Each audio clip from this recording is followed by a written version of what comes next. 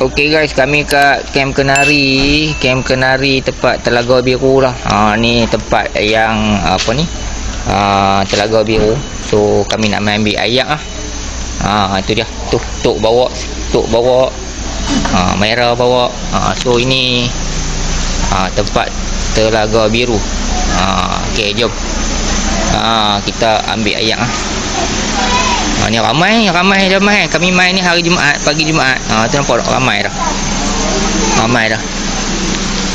Oh, tu dia.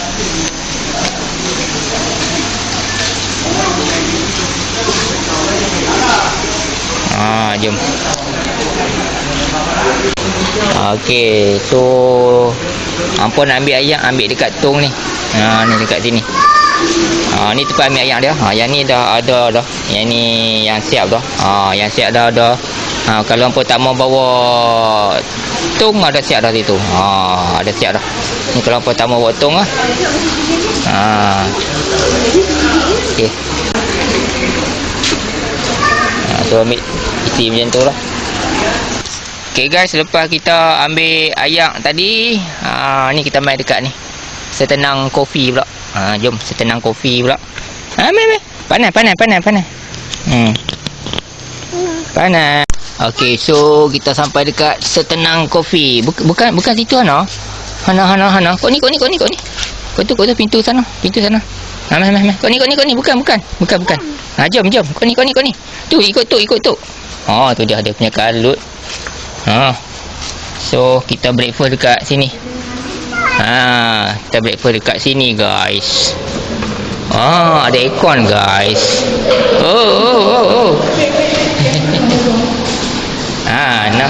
Kejap. So setenang kopi ni kalau bawa anak jangan risau. Ada apa ni? Ada kerusi untuk baby. Kerusi untuk baby ada.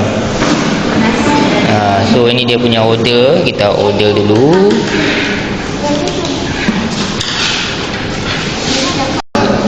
Kentang.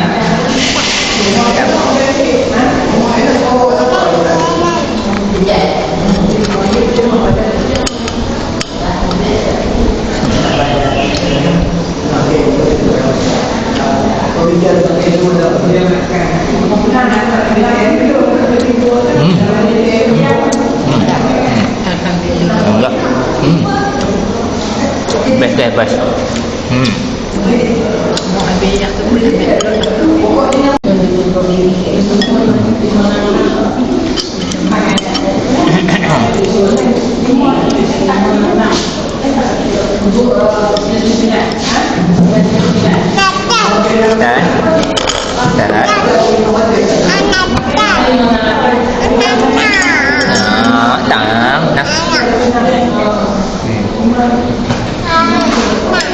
merahnya tak sampai lagi merah apa? Merah asal. Okey, settle breakfast dekat setenang.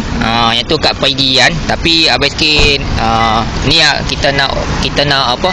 Kita nak order nasi untuk tengah hari pula. Nasi Arab. Oh, ada toke dah. Nasi Arab. Ni untuk makan tengah hari. Kalau apa nak nasi Arab yang best dekat yang Kedah ni. Ni kat Pekan Guak. Toke dah.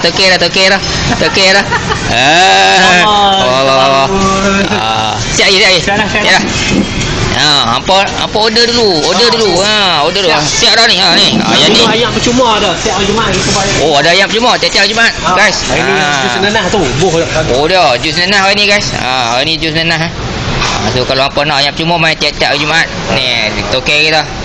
Okey. Alright nah. Yang ni 3 tu ya. Okey. Nasi Arab. Ya, terima kasih. Alright, jumpa lagi. Dapat ya. Nasi Arab. Main lah dekat sini. Dekat apa ni? Syekh Akil Kitchen. Guak Cempedak. So siapa nak main Guak Cempedak, nasi Arab. Ni paling sedap lah dekat yang Kedah ni. Paling sedap.